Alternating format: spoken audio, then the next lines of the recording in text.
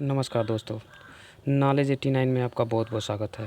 Knowledge 89 से अजय मैं आपका बहुत बहुत स्वागत करता हूं। दोस्तों, जैसा कि आपको पता है कि हम लोग मुद्रा यानी मनी के टॉपिक को कवर कर रहे हैं, जिसमें से हम लोग पार्ट 1 वस्तु विनिमय प्रणाली, पार्ट 2 मुद्रा क्या है और मुद्रा की परिभाषा के टॉपिक को अच्छे से कवर कर चुके हैं।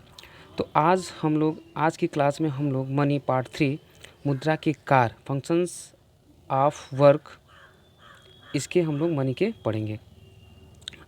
तो आज इसकी क्लास में हम लोग जानेंगे कि मुद्रा के कार्य क्या क्या हैं और कैसे कैसे मुद्रा के कार्य किन किन क्षेत्रों में मुद्रा का कार्य करता है। आज की क्लास में हम लोग कवर करेंगे।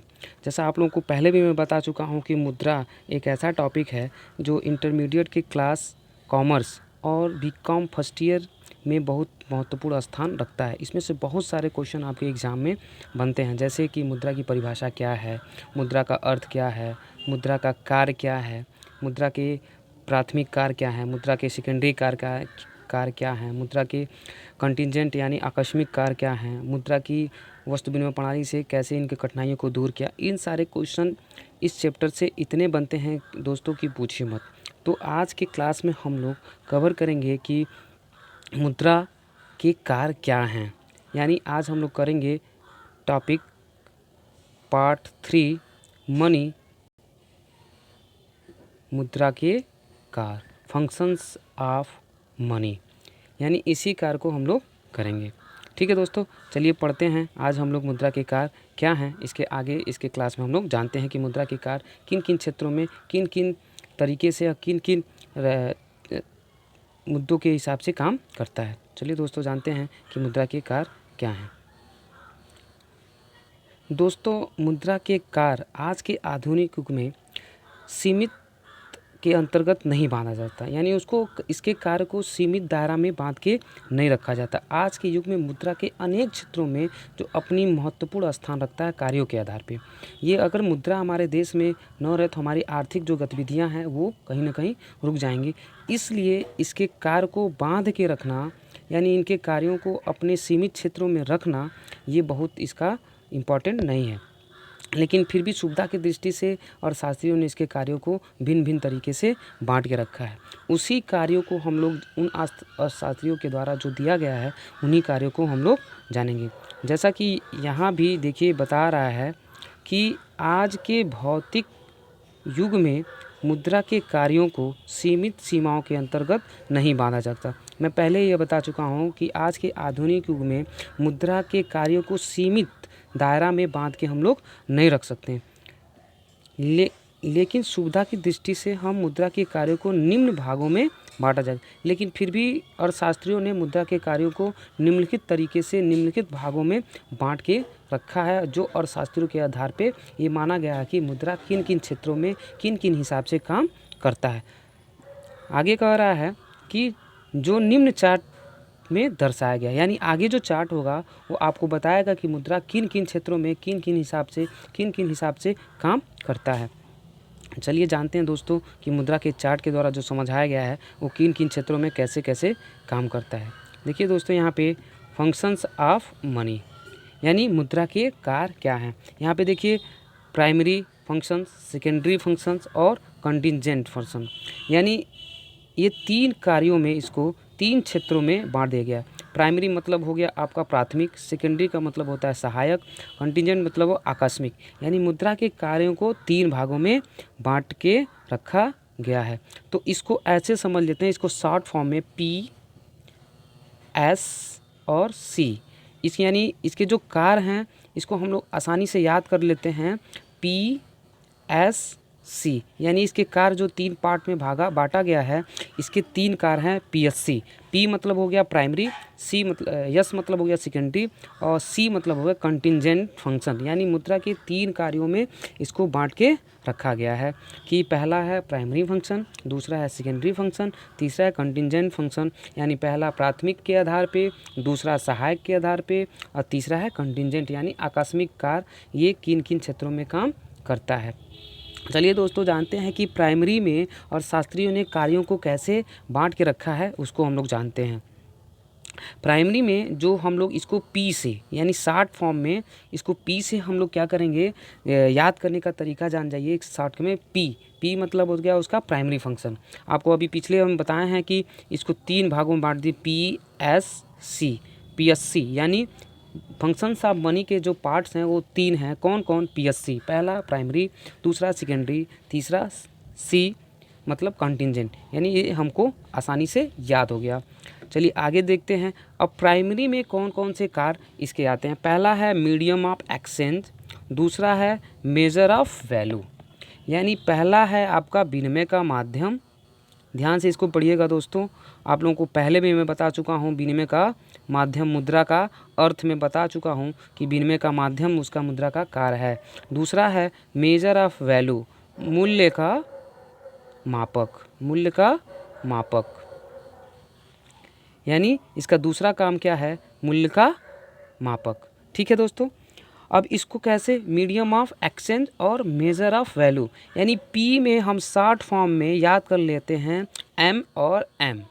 देखिए याद करने का तरीका यही होता है दोस्तों, जितना हम लोग शॉर्ट ट्रिक याद कर लें जल्दी से हमको याद हो जाए। देखिए यानी हमको जो प्राइमरी जो फंक्शंस हैं उसको याद करने का तरीका क्या है? पी एम डबल एम, यानी हमको 2 इसके प्राइमरी में काम मिल गए। याद करने का तरीका एम और एम। ठीक है, डबल एम भी कह सकते हैं इसको हम लोग प्राइमरी में फंक्शन में। पहला काम क्या हो गया इसका प्राइमरी में? मीडियम ऑफ एक्सचेंज यानी विनिमय का माध्यम, मेजर ऑफ वैल्यू यानी मूल्य का मापक। आगे चलते हैं दोस्तों, सेकेंडरी काम में क्या क्या इसके भाग हैं इसको जानते हैं। सेकेंडरी में जिसको हम ही अभी आप लोगों को पिछले में बताया है कि एस, इसका शॉर्ट फॉर्म क्या है? एस। ठीक है, एस याद करने का तरीका है, यानी सेकेंडरी फॉर्म है तो इसको याद करते हैं। सेकेंडरी फॉर्म में पहला क्या है? स्टैंडर्ड ऑफ डिफर पेमेंट, दूसरा क्या है? स्टोर ऑफ वैल्यू, तीसरा क्या है? Transfer of value.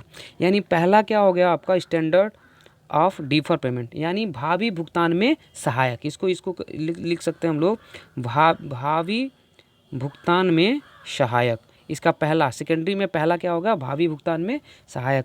दूसरा क्या होगा? Store of value, store of value यानी मूल्य का संचय, मूल्य का संचय। दूसरा काम क्या हो गया इसका? सेकेंडरी में मूल्य का संचय।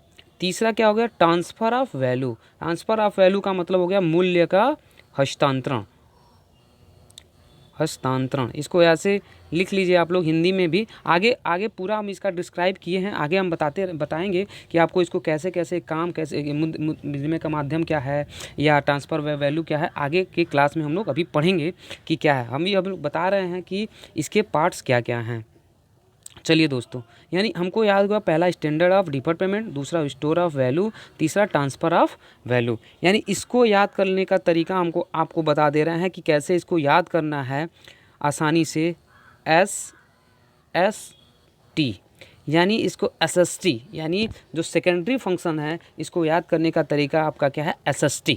यानी एस का मतलब हो गया स्टैंडर्ड ऑफ डिफर्ड पेमेंट, एक एस का मतलब हो गया स्टोर ऑफ वैल्यू, टी का मतलब हो गया ट्रांसफ़र ऑफ वैल्यू। सेकेंडरी में इसका कोड क्या है यानी शॉर्ट ट्रिक क्या है? SST। ठीक है दोस्तों, आप लोगों को याद हो गया होगा कि इसका प्राइमरी में क्या है आपको हम लोग को बताया है। पी का मतलब, पी में शॉर्ट ट्रिक में कैसे याद करेंगे? Double M. ठीक है, और दूसरा क्या है? एस में जो हम लोग शॉर्ट ट्रिक इसका ये SST, यानी ये दोनों इसका शॉर्ट ट्रिक है याद करने का, जिससे आप लोग को आसानी से याद हो जाएगा। चलिए दोस्तों, आगे हम लोग तीसरा काम जो हम आपको तीसरा सी जो शॉर्ट ट्रिक बताए हैं फंक्शंस ऑफ मनी के, जो शॉर्ट ट्रिक बताए हैं उसको सी में पढ़ते हैं कि क्या सी में काम होते हैं। चलिए आगे दोस्तों हम लोग पढ़ते हैं कि क्या है। चलिए, पहला क्या है? बेसिस ऑफ क्रेडिट, इसको ठीक है। दूसरा क्या है? Distribution of social income. यहाँ पे डिस्ट्रीब्यूशन ऑफ सोशल इनकम के जगह लिख दीजिएगा, आप लोग समझ लीजिएगा कि यहाँ सोशल का मतलब यहाँ पे नेशनल इनकम से है, डिस्ट्रीब्यूशन ऑफ नेशनल इनकम। ठीक है दोस्तों, यहाँ पे हम लोग जानेंगे। ठीक है, तीसरा क्या है? Journal from of A capital. ठीक है, इसको हम लोग बात अभी समझते हैं कि क्या है। तीसरा क्या है? Maximum benefit. ठीक है, यानी इसके 4। अब देखिए आपको ये भी 4 हमको याद करना है कैसे शॉर्ट ट्रिक में कि इसको याद हो जाए। देखिए इसका क्या है, क्या है इसका शॉर्ट ट्रिक है? BD और GM, देखिए इसका शॉर्ट ट्रिक ये है, कंटिजेंट मेन यानी सी का शॉर्ट ट्रिक क्या है आपका BDGM। ठीक है, आप लोग को याद हो गया कि ये BDGM क्या है। अब आप लोग को आसानी से हम समझा देते हैं कि हमको कैसे याद करना है कि शॉर्ट ट्रिक इसका फंक्शंस ऑफ मनी के कैसे इसके शॉर्ट ट्रिक बनते हैं। पहला तो फंक्शंस ऑफ जो पार्ट्स आप बांटेंगे इसमें कैसे बांटेंगे, PSC, यानी ये पहला क्या है, 3 पार्ट हैं इसके PSC। ठीक है, अब समझिए P में क्या है, MM यानी मीडियम ऑफ एक्सचेंज और मेजर ऑफ वैल्यू। ठीक है, और S में आ जाइए, जो PSC में S में आ जाइए, S में है SST यानी स्टैंडर्ड ऑफ डेफर पेमेंट और स्टोर ऑफ वैल्यू, T का ट्रांसफ़र ऑफ वैल्यू, यानी 3 इसके भी हो गए शॉर्ट ट्रिक। ठीक है, और इसके शॉर्ट ट्रिक हमको जो C है कॉन्टिजेंट यानी आकस्मिक कार्य में पहला क्या है B बेसिस ऑफ क्रेडिट, दूसरा क्या है D, ठीक है, डिस्ट्रीब्यूशन ऑफ नेशनल इनकम, उसके बाद G मतलब होगा journal from of A capital. ठीक है, और M यानी M का है मैक्सिमम बेनिफिट, या यहाँ पे मैक्सिमम सेटिस्फैक्शन भी आप लोग लिख सकते हैं, बता सकते हैं अधिकतम संतुष्टि, जो इसका क्या काम है। ठीक है दोस्तों, आप लोगों को याद हो गया इसका शॉर्ट ट्रिक क्या है, यानी पहला क्या है इसका शॉर्ट ट्रिक PSC, और P में MM, S में SST, C में क्या हो जाएगा आपका BDGM।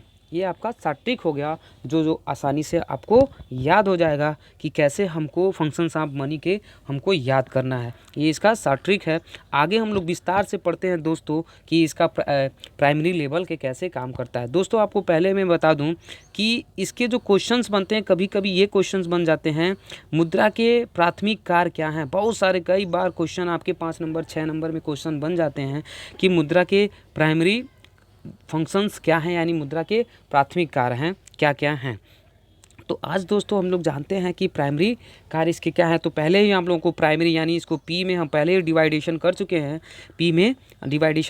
हैं, अब हम लोग जानते हैं P का जो हम अभी बताए हैं शॉर्ट ट्रिक, P का क्या बताए हैं M और M, यानी पहला क्या हो गया मीडियम ऑफ एक्सचेंज, दूसरा क्या हो गया मेजरमेंट ऑफ वैल्यू यानी मेजर ऑफ वैल्यू, मूल्य का मापक। दोस्तों ये एग्जाम की दृष्टि से प्राथमिक कार्य बहुत इंपॉर्टेंट है, इसको अच्छे से हम लोग विस्तार से पढ़ते हैं इसका प्राथमिक कार्य क्या है आगे के क्लास में। चलिए आगे पढ़ते हैं इसका प्राइमरी क्या काम क्या है। पहले ही बता चुके हैं मीडियम ऑफ एक्सचेंज, विनिमय का माध्यम। जैसे कि आप लोगों को मैं क्लास में जब मुद्रा क्या है मैं बता रहा था, तो उसमें मैं बताया था मुद्रा वह वस्तु है, यानी मुद्रा कोई भी वस्तु हो सकती है जो विनिमय का माध्यम हो, मूल्य का मापक हो, संचय का साधन हो, ऋण में भुगतान करने में सहायक हो, और जनता जो उसे स्वीकार करे, राज्य द्वारा जो घोषित की गई हो उसे ही मुद्रा कहते हैं। ये पहले भी मैं बता चुका हूँ आप लोगों का मुद्रा के अर्थ में। आज हम लोग वही ये कह रहा है विनिमय का माध्यम। दोस्तों पहले थोड़ा सा इसको हम जाते हैं हिस्ट्री में। वस्तु विनिमय प्रणाली में, वस्तु विनिमय प्रणाली में क्या होता था विनिमय, यानी क्या होता था विनिमय, एक वस्तु लेके दूसरी वस्तु क्या करते थे आसानी से हमको प्राप्त हो जाती थी, तो वो क्या कहलाता, हम अपनी जो सेटिस्फेक्शन यानी संतुष्टि क्या करते थे पूर्ति कर लेते, यानी एक वस्तु दे के दूसरी वस्तु ले लेते थे तो हमारा विनिमय हो जाता था।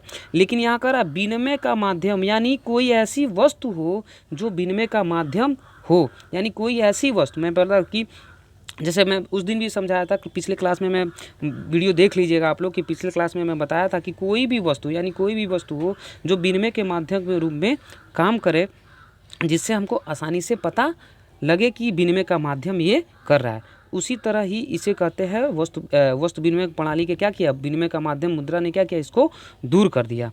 आगे हम समझते हैं कि विनिमय का माध्यम वास्तव में है क्या। यानी जैसे कि वस्तु विनिमय प्रणाली में क्या है, एक वस्तु लेके दूसरी वस्तु हम आसानी से क्या कर लेते थे, दे रहे थे, यानी एक वस्तु हम पा लिए दूसरी वस्तु वह भी पा लिए। लेकिन यहाँ पे नहीं है, यहाँ पे कोई ऐसी वस्तु है जो क्या करती है, विनिमय के माध्यम में हमको क्या करती है, उपयोग करती है। यानी हम जो भी वस्तु या सेवाओं के क्रय विक्रय करेंगे उसमें क्या एक कोई ऐसी वस्तु हो जो विनिमय का माध्यम, यानी एक वस्तु दे, यानी कोई वस्तु इस समय क्या है, मुद्रा है, यानी कि ये रुपया क्या है, रुपया हम देते हैं और रुपया के बदले हमको कोई दूसरी वस्तु हमको आसानी से प्राप्त होती है। यानी मान लीजिए उदाहरण के द्वारा समझ जाइए, एक कोई व्यक्ति है, उदाहरण के द्वारा समझ लीजिए एक कोई व्यक्ति है, इसके पास रुपया है, ठीक है, और वो किसी बी व्यक्ति के पास गया और उससे कहा कि हमको कोई बिस्किट दीजिए, यानी बिस्किट यानी वस्तु है, ठीक है, यानी वस्तु है। और ये रुपया से हमने क्या किया, इस वस्तु को आसानी से प्राप्त, यानी ये जो रुपया है ये क्या है, माध्यम है किसका, विनिमय का, इस वस्तु को लेने का, इसे ही विनिमय का माध्यम कहते हैं। ठीक है, अब आगे इसको पढ़ते हैं कि क्या ये कह रहा है। ठीक है, मुद्रा का सबसे महत्वपूर्ण कार्य विनिमय का माध्यम होता है, अर्थात मुद्रा सभी वस्तुओं सेवाओं के क्रय विक्रय के माध्यम का कार्य करती है। आपने अभी पहले ही हम बताए हैं कि विनिमय क्या है, विनिमय का माध्यम क्या है, यानी मुद्रा वह है जो वस्तुओं सेवाओं के क्रय विक्रय के लिए जो क्या करती है, माध्यम के रूप में काम करती है, उसे ही मुद्रा का कार्य कहते हैं, जो विनिमय का माध्यम होता है। ठीक है दोस्तों, आप लोगों को समझ में आ गया होगा कि विनिमय का माध्यम क्या है। ठीक है, आगे क्या कह रहा है यहाँ पे देखिए, यहाँ पे मैं आपको और फिगर के द्वारा मैं समझा दूं कि मीडियम ऑफ एक्सचेंज क्या है और कैसे करता है। देखिए यहाँ पे देखिए, ठीक है, देखिए यहाँ पे क्या है, बार्टर सिस्टम में क्या होता था, एक वस्तु लेते थे, हमको एक वस्तु मिल जाता था, तो ये हमको बार्टर सिस्टम कहलाता था। आपको पहले ही पता है, मैं बता चुका हूँ कि बार्टर सिस्टम क्या है। देखिए यहाँ पे ये पैसा है और ये क्या है, कोई वस्तु, यानी एक बकरी दिखलाई दे रही है।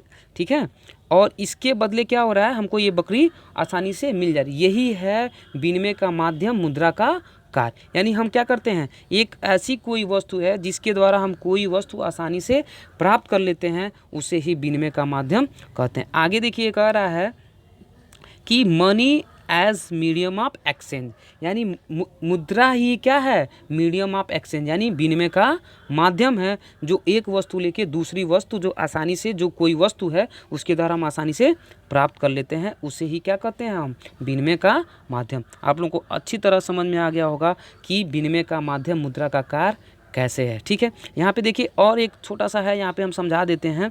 ए medium of exchange is anything that is readily acceptable as payment, यानी मुद्रा कोई भी ऐसी वस्तु हो सकती है जो पेमेंट मतलब क्या होता है, भुगतान में स्वीकारता निर्भाए, उसे ही क्या कह सकते हैं, मीडियम ऑफ एक्सचेंज। ठीक है, आप लोगों को अच्छी तरह समझ में आ गया होगा कि मीडियम ऑफ एक्सचेंज जो मुद्रा का कार्य क्या है, वो कैसे काम करता है। देखिए एक और है, चित्र के द्वारा मैं आपको समझा दूं मीडियम ऑफ एक्सचेंज का। देखिए ये पैसा बीच में, ये माध्यम मिडिल मैन का काम कर रहा है, यानी इससे हम क्या कर, ये वस्तु आसानी से हमको प्राप्त हो जाएगी, और ये भी कोई वस्तु है, इससे हम माध्यम के रूप से क्या कर सकते हैं, आसानी से प्राप्त हम कर सकते हैं। इसे ही क्या कहा जाता है, मुद्रा का कार्य कहा जाता है, जो वो विनिमय का माध्यम है। आप लोग को अच्छी तरह समझ में आ गया होगा कि दोस्तों मीडियम ऑफ एक्सचेंज क्या है, मुद्रा का काम कैसे करती है। ठीक है दोस्तों, अब आगे चलते हैं, पढ़ते हैं उसका दूसरा काम कि medium of measurement of value. ठीक है, चलिए मेजरमेंट ऑफ वैल्यू इसका दूसरा काम, यानी एक एम हो गया, दूसरा एम पे हम लोग चलते हैं। ठीक है, जो आप पिछले मैं बताया हूँ कि इसका जो शॉर्ट ट्रिक क्या है, ये है। ठीक है, चलिए जैसा कि दोस्तों मेजरमेंट मतलब होता है मापक, जैसे कि हम बिजली मापने के लिए किलोवाट होता है, तापक्रम नापने के लिए डिग्री होती है। ठीक है, और कोई तौल है उसको हम क्या करें, किलोग्राम में तौल लेते हैं। उसी तरह मुद्रा क्या है, वो किसी वस्तु के मापने का क्या, वो माध्यम है। जैसे कि पिछले जब वस्तु विनिमय प्रणाली हम लोग पढ़े हैं, उसमें क्या होता था, हम एक वस्तु लेते थे, ठीक है, उसका और फिर दूसरी वस्तु दे देते, यानी उसमें क्या है, कोई मापन नहीं होता था, कोई उसमें तौल नाप नहीं होता था कि जैसे 2 जूता देना है कि हमको वहाँ से क्या है 5 कपड़ा लेना है। ठीक है, यहाँ पे 5 कपड़ा देना है कि 1 किलो चावल लेना है, यानी इसका कोई मापन नहीं होता था वस्तु विनिमय प्रणाली में। लेकिन मुद्रा के आ जाने से क्या हुआ, हम किसी वस्तुओं को क्या करते हैं, आसानी से माप सकते हैं कि उसका मूल्य क्या है। जैसे एग्जाम्पल के द्वारा मैं आपको अभी अब समझा दे रहा हूँ कि एक मेज का दाम, कीमत यानी उसकी वैल्यू हमको पता चल गई कि क्या है, उसका दाम कितना है, 700 रुपया है। ठीक है, यानी किसी वस्तु को क्या करता है, मुद्रा क्या करता है, उसको आसानी से माप देता है। ठीक है, यानी मुद्रा का ये दूसरा काम क्या है, वस्तुओं को क्या करता है, आसानी से मापने का काम करता था, जो वस्तु विनिमय प्रणाली में ऐसा नहीं था। मुद्रा के आ जाने से क्या हुआ, हम आसानी से वस्तुओं के मूल्य को आसानी से माप देते हैं। जैसे एक पेन का दाम क्या हुआ, 40 रुपया, यानी पहले क्या होता, पेन हम क्या करते, पेन देते थे और कोई वस्तु लेते थे, यानी उसमें कोई मापन, हम 10 पेन दे रहे हैं कि 5 पेन दे रहे हैं, उसका कोई मापन नहीं होता। लेकिन मुद्रा के आ जाने से हम क्या कर सकते हैं, आसानी से उस वस्तु का क्या कर सकते हैं, मापन कर सकते हैं। देखिए और इसको समझते हैं अच्छी तरीके से जो लिखा गया है। ठीक है। जिस प्रकार बिजली के मापने के लिए किलोवाट, यानी बिजली का मापन क्या होता है मापन क्या होता है, किलोवाट से हम माप लेते हैं, ठीक है। दूसरा क्या है, तापमान मापने के लिए डिग्री, यानी हम तापमान, यानी जो तापमान मापते हैं उसके लिए क्या होगा, डिग्री होती है, हम तापमान से क्या करते हैं, आसानी से प्राप्त कर लेते हैं, ठीक है। दूसरा क्या है, तौल मापने के लिए किलोग्राम, यानी जो तौल होता है, जैसे 1 किलो चीनी का दाम, इसको किलोग्राम में हम लोग माप लेते हैं, ठीक है। ठीक उसी प्रकार क्या कह रहा है, ठीक उसी प्रकार वस्तुओं और सेवाओं के मूल्य मुद्रा के ही रूप में व्यक्त किए जाते हैं, यानी जो वस्तुओं सेवाओं का जो मूल्य होगा, जैसे कि कोई वस्तु हम लेने गए, जैसे ठीक है, जैसे यहाँ पे देखिए उदाहरण के द्वारा एक मेज लेने गए, लेकिन हमको क्या, हमको आसानी से पता चल गया उसका 700 रुपया दाम है, ठीक है। एक पेन लेने गए, दूसरा हमको क्या होगा, 40 रुपया दाम होगा, ठीक है। 1 मीटर कपड़ा लेने गए, कीमत क्या हो गया, 50। यानी कोई भी वस्तु है उसका वैल्यू क्या हुआ, मुद्रा के द्वारा हमको आसानी से पता चल गया, जो वस्तु विनिमय प्रणाली में ऐसा नहीं था, ठीक है दोस्तों। आप लोगों को अच्छी तरह का समझ में आ गया होगा कि मूल्य का मापक मुद्रा का कार्य जो है वो किस प्रकार से काम करता है। देखिए यहाँ पे एक चित्र के द्वारा हम आसानी से समझा देते हैं कि कैसे। देखिए एक वैल्यू है और यहाँ पे प्राइज है, यानी कोई वैल्यू है, मूल्य है, उसका प्राइज क्या कर दिया, मुद्रा ने क्या किया, लगा दिया, यही होता है मूल्य का मापक, ठीक है दोस्तों। आसानी से आप लोग को समझ में आ गया होगा कि मुद्रा का जो कार्य है प्राइमरी में सेकेंड वाला, वो मुद्रा का मापक कैसे काम करता है, ठीक है दोस्तों। आगे चलते हैं कि अब हमको आसानी से पता चल गया कि P, जो P शॉर्ट में हम लोग पढ़े हैं, P जो M और M, यानी डबल M जो प्राइमरी लेवल का काम है, विनिमय का माध्यम, मूल्य का मापक, वो कैसे काम करता है, ठीक है दोस्तों।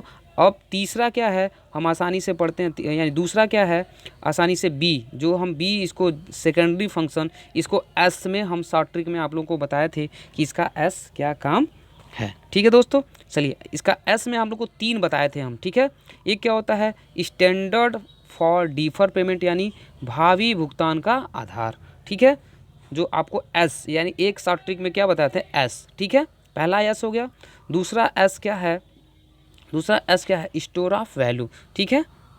तीसरा तीसरा क्या है, टी का क्या है, ट्रांसफ़र ऑफ वैल्यू, मूल्य का हस्तांतरण, यानी शॉर्ट ट्रिक में आप लोग को मैं बताया था S का, ठीक है, S का शॉर्ट ट्रिक में बताया था, क्या था, SST, ठीक है। ये इसका शॉर्ट ट्रिक है जो आपको आसानी से याद हो जाएगा, ठीक है दोस्तों। चलिए आगे, अब इसको विस्तार से हम लोग जानते हैं कि जो सेकेंडरी फंक्शन है इसके सहायक काम क्या है, कि कैसे। एग्जाम में दोस्तों इसको पूछ लेता है कि ये नहीं पूछता है कि मुद्रा, अगर मुद्रा का कार्य पूछा तो हमको पूरा बताना है, लेकिन कभी कभी क्या होता है उसको पार्ट में बांट देता है, कहता है मुद्रा के प्राथमिक कार्यों को बताइए, फिर पूछ देता है कभी कभी दूसरा क्वेश्चन इसी में बना देता है कि मुद्रा के सहायक कार्यों को बताइए, ठीक है। फिर तीसरा क्वेश्चन पूछ देता है कि मुद्रा के आकस्मिक कार्यों को बताइए। तो जो जितना पूछे दोस्तों उतना ही क्वेश्चन को हमको जवाब देना है, ठीक है। अगर केवल ये पूछ दिया कि फंक्शन ऑफ मनी क्या है, तो इसको पूरा डिस्क्राइब हम लोग करेंगे जो चार्ट के माध्यम से है, ठीक है। अगर एक पार्ट 1, पार्ट 2, पार्ट 3 करके पूछता है तो हम लोग जितना पूछता है उतना ही उसका हम लोग जवाब देंगे, ठीक है दोस्तों। चलिए आगे इसको हम विस्तार से सेकेंडरी काम को हम लोग पढ़ते हैं कि क्या है, ठीक है। चलिए अब सेकेंडरी में पहला क्या है, भावी भुगतान का आधार, यानी भावी का मतलब होता है भविष्य में, यानी भविष्य में यदि कोई हम लेन देन किए हैं उसका भुगतान आसानी से मुद्रा के द्वारा क्या हो जाती है, इसे ही भावी भुगतान का आधार करते हैं। आपको पता है कि संपूर्ण आधुनिक युग क्या है, साख का आधार है, साख पे आधारित है, कोई भी काम बिना उधार के नहीं किया जा सकता। वस्तु विनिमय प्रणाली में क्या होता था, ये इसका बहुत बड़ा दोष था कि वस्तु विनिमय प्रणाली में कि क्या होता था, हम क्या प्रत्यक्ष एक दूसरे से क्या करते थे, एक वस्तु लेते थे दूसरी वस्तु दे देते थे, लेकिन मुद्रा के आ जाने से क्या हो गया, उधार यानी साख का आधार बढ़ गया, यानी आधुनिक युग में साख ऐसी आधार बन गया आर्थिक ढांचा को आगे बढ़ाने के लिए कि बिना उधार के कोई काम नहीं कर सकता। तो मुद्रा का ये जो सेकेंडरी सहायक कार्य क्या है, भावी भुगतान का आधार है, जो यदि हम भविष्य में कोई उधार लेन देन किए हैं उसके लिए क्या है, मुद्रा ने क्या किया है, इसके आ जाने से हम क्या कर आसानी से साख में वृद्धि हो गई और कोई वस्तु जो भविष्य में भुगतान करने के लिए हम लेते हैं उसको आसानी से कर लेते हैं, ठीक है दोस्तों। अब आपको याद हो गया होगा कि भावी भुगतान का आधार का काम कैसे, इसको और विस्तार से यहाँ पे देखिए हम समझा देते हैं कि क्या होता है। आज का संपूर्ण आर्थिक ढांचा साख पे आधारित, अभी मैं बताया हूँ आज का आधुनिक किस पे आधार है, किस पे आधारित है, साख पे आधारित है, ठीक है दोस्तों। अर्थात अधिकांश लेन देन उधार में होता है, ठीक है। यानी जो मुद्रा का काम क्या है, भावी भुगतान में सहायक, यानी हम कोई भी भुगतान यदि उधार लिए हैं जो भविष्य में देना है, वो क्या करता है, मुद्रा के द्वारा आसानी से भुगतान हो जाता है। इसे ही क्या कर सकते हैं, भावी भुगतान का आधार, ठीक है दोस्तों। आगे कर रहा है, मुद्रा एक कार्य यह भी है कि यह भावी भुगतान का एक बहुत बड़ा सुगम साधन है, ठीक है दोस्तों। मैं अभी तुरंत बताया हूँ कि मुद्रा का जो ये सेकेंडरी काम है, जो सहायक काम है, क्या करता है, स्टैंडर्ड ऑफ डिफर पेमेंट, ठीक है दोस्तों। एक मिनट, सॉरी दोस्तों, थोड़ा सा इसमें कुछ टेक्निकल प्रॉब्लम हो गया, इसको सही कर लेते हैं फिर बताते हैं, ठीक है। चलिए, ठीक है, यानी आपको समझ में आ गया होगा कि क्या है, ठीक। चलिए, यानी ये हो गया आपका भावी भुगतान में सहायक, ठीक है दोस्तों। समझ में आ गया होगा कि भावी भुगतान में कैसे मुद्रा का सेकेंडरी काम कैसे करता है, ठीक है दोस्तों। चलिए आगे पढ़ते हैं इसका, यानी हमको एक एस हमको पता चल गया कि स्टैंडर्ड ऑफ डिफर्ड पेमेंट क्या है। देखिए यहाँ पे फिगर के द्वारा भी मैं समझा दे रहा हूँ आपको।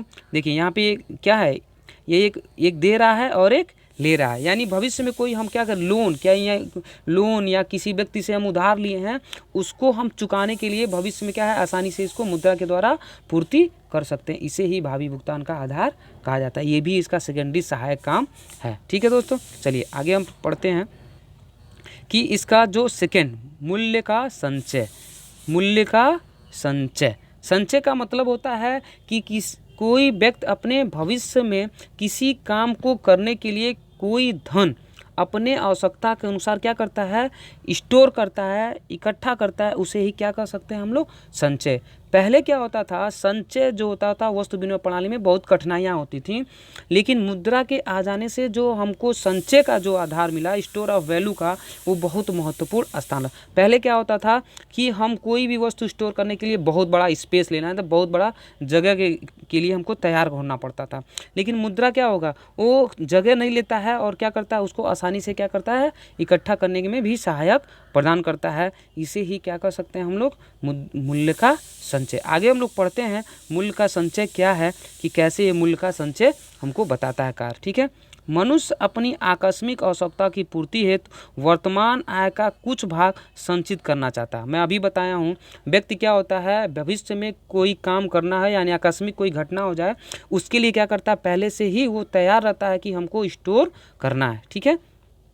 परंतु उसे यह संतुष्टि होना चाहिए कि उसकी बचत सुरक्षित है और वह उसका प्रयोग अपनी आवश्यकता अनुसार कभी भी कर सकता है, ठीक है। यानी वही कह रहा है कि मूल्य का संचय का कार्य क्या है, कि व्यक्तियों में मुद्रा आ जाने से स्टोर यानी इकट्ठा करने का जो प्रवृत्ति आई, वो बहुत बेहतर स्तर से आए कि जो भविष्य में हमको कोई काम करना है, इस बचत के माध्यम से आसानी से कर सकते हैं, ठीक है। आगे कह रहा है कि मुद्रा के अतिरिक्त दूसरी कोई वस्तु क्रय शक्ति का संचय करने का योग्य, यानी मुद्रा के अलावा कोई ऐसी वस्तु नहीं है जो क्रय शक्ति को बढ़ा सके, यानी परचेजिंग को पावर को बढ़ा सके। यानी मुद्रा है कि ऐसी वस्तु है जो आसानी से क्या है, कोई वस्तु को आसानी से हम लोग आसानी से प्राप्त कर सकते हैं। परचेजिंग पावर उसमें इतनी है कि कोई भी वस्तु आसानी से हम क्या कर सकते हैं, पा सकते हैं। इसीलिए कहा जा सकता है कि मूल्य का संचय ये कहा जाता है, ठीक है। आगे कह रहा है, वर्तमान युग में मुद्रा के इस कार्य को विशेष महत्व है, क्योंकि कोई व्यक्ति क्या भविष्य में अगर कोई काम करना है, तो अगर स्टोर यानी उसको इकट्ठा नहीं करेगा अपने धन के, तो कोई काम आसानी से नहीं कर पाएगा, ठीक है। क्योंकि धन के संचय को संभव बनाकर मुद्रा पूंजी के संचय को संभव बनाती है। यानी क्या करते हैं, यानी धन के संचय को क्या होता है, हम लोग जब बनाते हैं तो वो क्या करता है, एक निर्माण करता है। किस चीज़ का निर्माण करता है, पूंजी का निर्माण करता है, ठीक है। आगे कह रहा है, जो किसी भी देश के आर्थिक तथा औद्योगिक एवं व्यापारिक विकास का आधारशिला बन सकता है। यानी सीधे सीधे आप लोगों को समझ में आ गया होगा कि मुद्रा जो मूल्य का संचय है, यदि संचय इकट्ठा हम लोग करते हैं तो आर्थिक आधार औद्योगिक या विकास में इसका बहुत बड़ा महत्वपूर्ण स्थान होगा, जिससे देश की आर्थिक स्थिति में वृद्धि होगी। ये इसका बहुत सहायक कार्य जो बहुत महत्वपूर्ण रखता है, ठीक है दोस्तों। अब आके आपको समझ में आ गया होगा कि हम अभी पढ़ रहे थे सेकेंडरी में, एक एस हो गया यानी स्टैंडर्ड डिफर ऑफ पेमेंट, दूसरा एस हो गया स्टोर ऑफ वैल्यू यानी मूल्य का संचय, ठीक है दोस्तों। आगे कह रहा है कि आगे उसका क्या है, तीसरा काम क्या है, तीसरा काम क्या है कि ट्रांसफ़र ऑफ वैल्यू, यानी इस टी, ये क्या है, टी, क्या है, टी, तो ट्रांसफ़र ऑफ वैल्यू। ठीक है दोस्तों, अब पढ़ते हैं कि ट्रांसफ़र ऑफ वैल्यू यानी मूल्य का हस्तांतरण। हस्तांतरण का मतलब होता है एक स्थान से दूसरे स्थान तक पहुंचाना या एक हाथ से दूसरे हाथ तक देना। यानी मुद्रा क्या है, आसानी से एक व्यक्ति के द्वारा दूसरे व्यक्ति तक और एक स्थान से दूसरे स्थान तक ले जाने में सुगमता अपनाया जा सकता है। किंतु वस्तु विनिमय प्रणाली में क्या था, ये एक बहुत बड़ा दोष था कि मूल्य का जो हस्तांतरण होता है या स्थानांतरण होता था उसमें बहुत दिक्कतें पैदा होती। लेकिन क्या हुआ, इसका जो तीसरा काम क्या है, ट्रांसफ़र ऑफ वैल्यू, अपने आप में बहुत महत्वपूर्ण कार्य करता है। मूल्य यानी एक स्थान से दूसरे स्थान तक ले जाने में क्या हो जाती है, मुद्रा क्या है, बहुत सहज है। इसीलिए इसका जो काम किया गया है, मूल्य का हस्तांतरण बहुत महत्वपूर्ण स्थान रखता है। ठीक है दोस्तों, आगे इसको हम पढ़ते हैं विस्तार से। देखिए यहाँ चित्र के द्वारा देखिए मैं बता दिया हूँ। देखिए यहाँ ट्रांसफ़र ऑफ वैल्यू यानी हम बैठे बैठे क्या कर सकते हैं कि आसानी से किसी व्यक्ति को भुगतान करना हो, आसानी से डिजिटल के तरह से हम लोग क्या कर सकते हैं, आसानी से एक स्थान से दूसरे स्थान तक हम लोग पहुँचा सकते हैं। ठीक है दोस्तों, चलिए आगे कह रहा है, पढ़ते हैं इसको। मुद्रा द्वारा मूल्य का हस्तांतरण एक व्यक्ति से दूसरे व्यक्ति और एक स्थान से दूसरे स्थान तक सरलतापूर्वक किया जा सकता है। अभी मैं बताया हूँ कि ट्रांसफ़र ऑफ वैल्यू यानी कोई भी व्यक्ति मुद्रा को एक स्थान से दूसरे स्थान या कोई भी व्यक्ति के द्वारा एक व्यक्ति से दूसरे व्यक्ति तक पहुंचाने में सुगमता होती है मुद्रा के द्वारा। ठीक है, आगे कह रहा है कि क्योंकि यह एक तरल संपत्ति, तरल का मतलब होता है लिक्विड फॉर्म, यानी क्या है, तरल यानी एक वस्तु लेके दूसरे, यानी तरलता का मतलब होता है कि आसानी से वो क्या है, लिक्विड फॉर्म में, यानी जैसे कि बदलने, यानी बदला जा सके, तरल संपत्ति है, ये आसानी से उसको क्या है, बदला जा सकता है, चेंज किया जा सकता है, इसलिए ये तरल संपत्ति है। ठीक है, आगे कह रहा और उसमें समान स्वीकृति का गुण, यानी उसके सभी लोग क्या है, आसानी से सहर्ष यानी सहर्ष उसको क्या करते हैं, स्वीकारते हैं। ठीक है, आगे कह रहा है, उदाहरण के लिए समझ लेते हैं, यदि कोई व्यक्ति सागर छोड़कर इलाहाबाद, सागर का मतलब कोई सागर का स्थान है, ठीक है, कोई स्थान है, ठीक है, इलाहाबाद में बसना चाहता है, ठीक है, तो वह सागर में स्थित मकान, यानी सागर जगह है, वहाँ पे सागर में जो स्थित मकान है या कोई बाग है, अन्य संपत्ति है, ठीक है, क्या है, मुद्रा में बेचकर, ठीक है, उसी मुद्रा से इलाहाबाद में नया मकान या नया बाग संपत्ति खरीद सकते। यानी अभी मैं बता, तरल यानी वो क्या है, आसानी से परिवर्तित हो सकता है।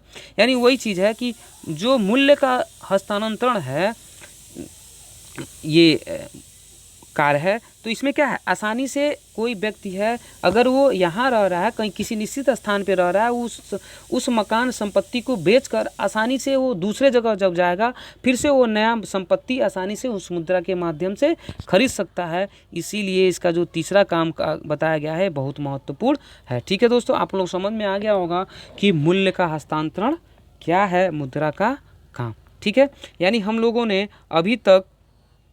अभी तक हम लोगों ने क्या पढ़ लिया कि दो काम, यानी एक प्राइमरी, ठीक है, एक सेकेंडरी। ठीक है, प्राइमरी में क्या है, डबल एम, ठीक है, और सेकेंडरी में क्या है, SST। ये आप लोगों को हम लोग पढ़ चुके हैं। इसका शॉर्ट ट्रिक यही है कि हमको जानना है। ठीक है, अब हम पढ़ते हैं आकस्मिक कार्य। ठीक है, यानी उसका सहायक कार्य के बाद कि आकस्मिक का कंटिजेंट फॉर्म क्या है, फंक्शंस क्या है, इसको हम लोग जानते हैं। ठीक है, चलिए दोस्तों जानते हैं कि इसका कंटिजेंट यानी आकस्मिक कार्य क्या है। ठीक है दोस्तों, जानते हैं कि इसका आकस्मिक कार्य क्या है। पहला क्या है, बेसिस ऑफ क्रेडिट। ठीक है, बेसिस ऑफ क्रेडिट यानी साख का आधार। ठीक है, दूसरा क्या है, मैक्सिमम सेटिस्फैक्शन। ठीक है, यानी अधिकतम संतुष्टि।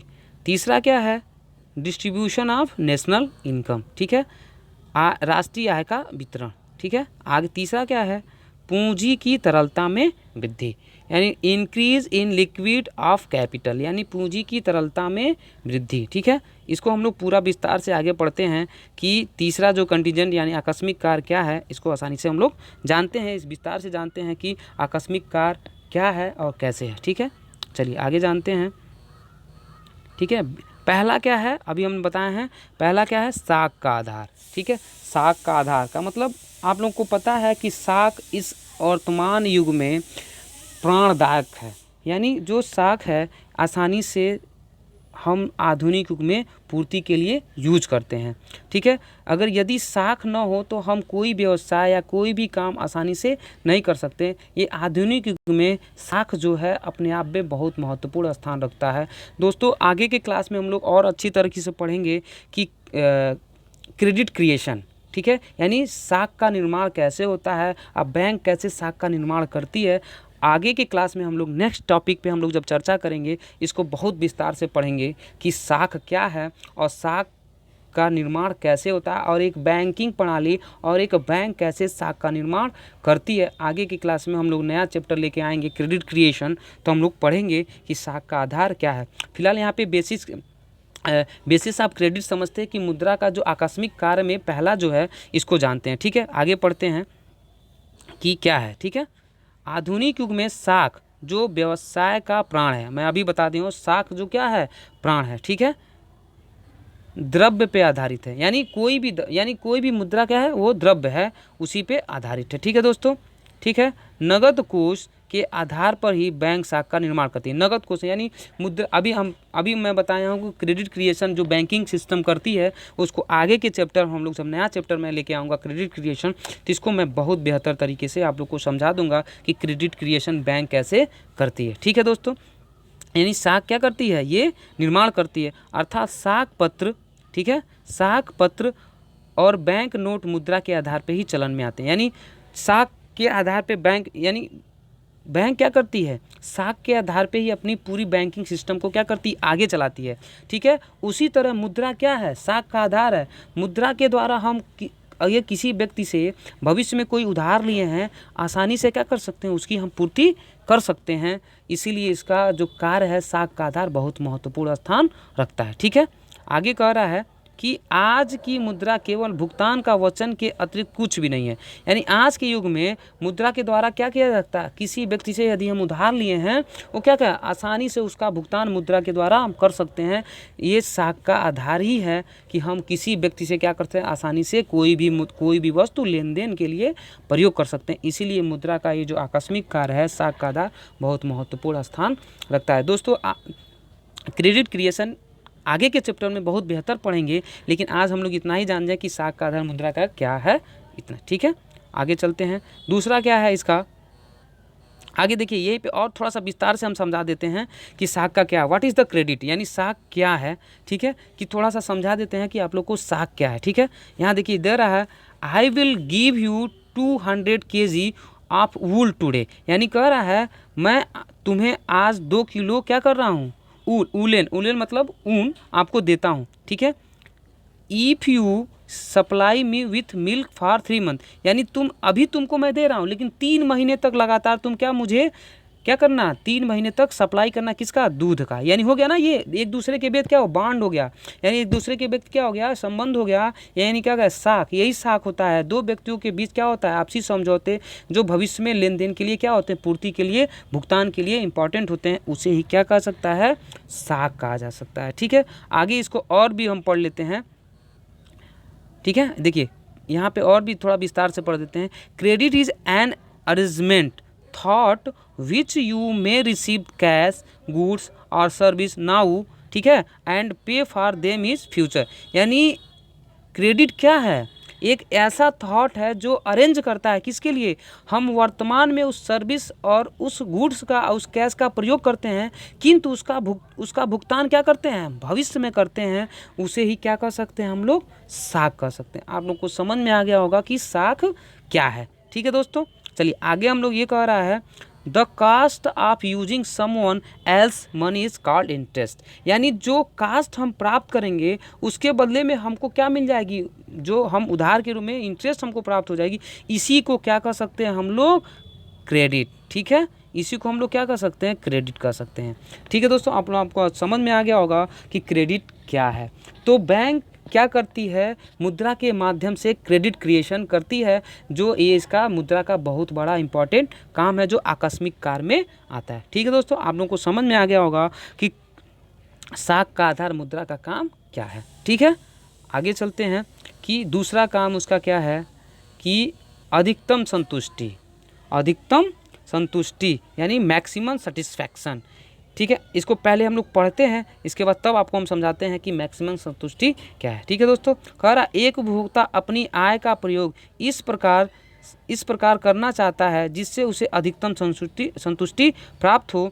उपभोक्ता को अधिकतम संतुष्टि तभी प्राप्त हो सकती है जबकि वह विभिन्न वस्तुओं पर व्यय इस प्रकार से करे कि सभी वस्तुओं से प्राप्त होने वाली सीमांत उपयोगिता उन वस्तुओं की कीमत के अनुपात के बराबर हो। यानी इसको ऐसे समझ सकते हैं दोस्तों कि अधिकतम संतुष्टि क्या है, यानी एक उपभोक्ता क्या है, अपनी किसी वस्तुओं को क्या करता है, उपभोग करता है, किसके द्वारा, मुद्रा के क्रय विक्रय के द्वारा। यानी कोई व्यक्ति यदि अपने द्वारा कोई वस्तु खरीद के लाता है तो मुद्रा के द्वारा ही उसको खरीद के लाता है, और मुद्रा के द्वारा ही क्या करता है, जो खरीद के लाता है उसी से क्या करता है, अधिकतम संतुष्टि प्राप्त करता है। यदि वो अधिकतम संतुष्टि नहीं प्राप्त करता है अपने आय से तो मुद्रा, पहले क्या होता था, वस्तु विनिमय क्या प्रणाली क्या होती थी, हम क्या करते थे, एक वस्तु लेके दूसरी वस्तु क्या करते थे, प्राप्त करते थे। यानी यदि हमको, हमारे पास जूता है तो हम क्या कर सकते थे, जूता हमारे पास है और हमको चाहिए कपड़ा। ठीक है, ध्यान दीजिएगा, इसी अधिकतम संतुष्टि कपड़ा चाहिए था, लेकिन किंतु क्या होता था, अब हम उस व्यक्ति को खोजते थे, कपड़े वाले व्यक्ति को खोजते थे, और वो जो कपड़ा वाला व्यक्ति अगर हमको मिल भी जाता तो उसको पता नहीं जूता चाहिए था कि नहीं चाहिए था।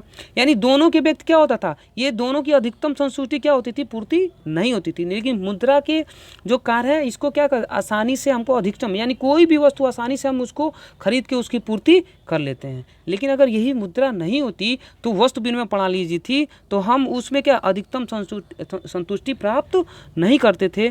ये वस्तु विनिमय प्रणाली के क्या है, ये दोष थे। ठीक है दोस्तों, आपको समझ में आ गया होगा कि अधिकतम संतुष्टि मुद्रा का जो आकस्मिक कार्य क्या है। ठीक है दोस्तों, यानी कोई भी वस्तु आसानी से हम खरीद सकते हैं और उसका उपभोग कर सकते हैं और मुद्रा के द्वारा ही किया जा सकता है, ये इसका काम है। ठीक है, मैक्सिमम सेटिस्फैक्शन, कोई भी किसी वस्तु को खरीद के हम सेटिस्फाई हो सकते हैं कि मुद्रा के ये काम है। ठीक है दोस्तों, ये इसका आकस्मिक काम है। ठीक है, आगे हम लोग पढ़ते हैं कि इसका डिस्ट्रीब्यूशन ऑफ नेशनल इनकम, राष्ट्रीय आय का वितरण।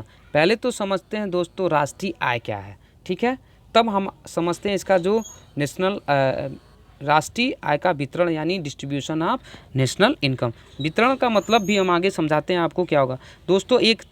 फिर हम नेशनल इनकम का टॉपिक लेके आएंगे, आप लोगों को पूरा विस्तार से बताएंगे कि नेशनल इनकम क्या है। ठीक है, आगे पूरा का पूरा एक चैप्टर में लेके आऊँगा कि नेशनल इनकम क्या है। फिलहाल छोटे से मैं आपको बता दूं नेशनल इनकम क्या है। ठीक है, थोड़ा सा बता देता हूं नेशनल इनकम क्या है। इसका पूरा टॉपिक मैं लेके आऊँगा कि नेशनल इनकम क्या है और नेशनल इनकम का कैलकुलेशन कैसे होता है, भारत सरकार नेशनल इनकम का कैलकुलेशन कैसे करती है। ठीक है, पूरा का पूरा चैप्टर लेके आएंगे, लेकिन वैसे थोड़ा सा मैं आप लोगों को हिंट दे रहा हूँ कि नेशनल इनकम क्या होता है। ठीक है, कह रहा है कि national income measure the total value of goods and service product within the economy over a period of time। यानी राष्ट्रीय आय वह आय है जो वित्तीय वर्ष के अंतर्गत वस्तुएं या सर्विसेज यानी सेवाएं का उत्पादन जो एक आय के अनुसार किया जाए और उसका एक निर्माण किया जाए कि कितना रेवेन्यू हमारे देश के द्वारा उत्पादन और वस्तुओं के उत्पादन और सेवाओं के द्वारा हमको प्राप्त हुआ है, उसे ही क्या कर सकते हैं, नेशनल इनकम कह सकते हैं। यानी इसको ऐसे समझते हैं, एक वित्तीय वर्ष के अंतर्गत देश के वस्तुओं और सेवाओं के द्वारा जो आय हमको प्राप्त होती है उसे ही हम क्या कर सकते हैं, नेशनल इनकम कह सकते हैं। ठीक है, देखिए नेशनल इनकम का पूरा पार्ट है, यानी वस्तुओं और सेवाओं के द्वारा जो एक वर्ष के अंतर्गत हमको जो आय प्राप्त होती है उसे ही नेशनल इनकम कहते हैं। छोटे में मैं आपको समझा दे रहा हूं दोस्तों, आगे का पूरा इसका चैप्टर मैं लेके आऊँगा, नेशनल इनकम क्या है, नेशनल इनकम कैलकुलेशन कैसे होता है। ठीक है, तब उसको हम लोग वहाँ से विस्तार से समझें, लेकिन ये मोटे में समझ जाइए, एक देश के अंतर्गत एक वर्ष के अंतर्गत वस्तुओं एवं सेवाओं का जो उत्पादन के द्वारा जो आय हमको प्राप्त होती है, ठीक है, उसे ही हम क्या कह सकते हैं, नेशनल इनकम कह सकते हैं। छोटे में है, आगे हम पूरा विस्तार से इसको समझाएंगे। ठीक है दोस्तों, अब यहाँ पे हम समझते हैं कि इसका मुद्रा का काम कैसे है कि राष्ट्रीय आय का वितरण क्या करता है। वितरण का मतलब क्या होता है कि कोई व्यक्ति क्या करता है, एक व्यक्ति क्या करता है, उसको एक स्थान से दूसरे स्थान तक पहुंचा देता है, उसे ही वितरण कहते हैं। ठीक है, आगे इसको समझते हैं क्या है कि आधुनिक युग में उत्पादन सामूहिक होता है। आधुनिक युग में क्या होता है, उत्पादन सामूहिक होता है, अर्थात उसमें भूमि, श्रम, पूंजी तथा साहस आदि सभी का सहयोग रहता है। यानी कोई भी वस्तु हमको उत्पादन करना है तो उसके लिए हमको क्या चाहिए, क्या चाहिए, हमको भूमि चाहिए, श्रम चाहिए, पूंजी चाहिए और साहस चाहिए।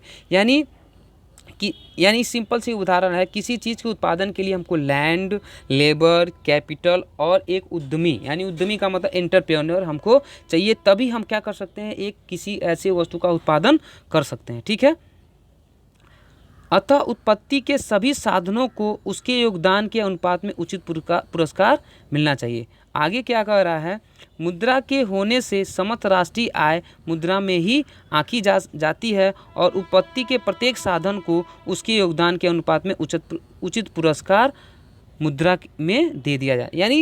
यानी जो भी इनके द्वारा जो भी उत्पादन किया जाता है और जो भी एक वर्ष के अंतर्गत होता है, मुद्रा के द्वारा ही क्या किया जा सकता है, हम डिस्ट्रीब्यूट कर सकते हैं, लोगों तक पहुंचा सकते हैं। इसीलिए क्या कर सकता है, डिस्ट्रीब्यूशन ऑफ नेशनल इनकम, मुद्रा के द्वारा ही देश की आर्थिक स्थिति क्या है, आसानी से हम लोग प्राप्त कर सकते हैं, उसकी आय हम लोग जान सकते हैं कि क्या है और उसके लोगों तक आसानी से हम लोग क्या कर सकते हैं, पहुंचा सकते हैं। इसीलिए इसको डिस्ट्रीब्यूशन ऑफ नेशनल इनकम कहते हैं। ठीक है दोस्तों, आगे यानी इसका हम दूसरा काम भी पढ़ चुके। ठीक है, अब तीसरा काम क्या है कि ये देखिए सबसे इम्पॉर्टेंट चीज़ है, increase in liquidity of capital, पूंजी की तरलता में वृद्धि। सबसे पहले तो इम्पॉर्टेंट समझिए कि तरलता क्या है। ठीक है, अब इसको पहले पढ़ लेते हैं कि तरलता क्या है। ठीक है दोस्तों, चलिए पूरा पढ़ते हैं, इसको फिर समझाते हैं कि क्या है तरलता।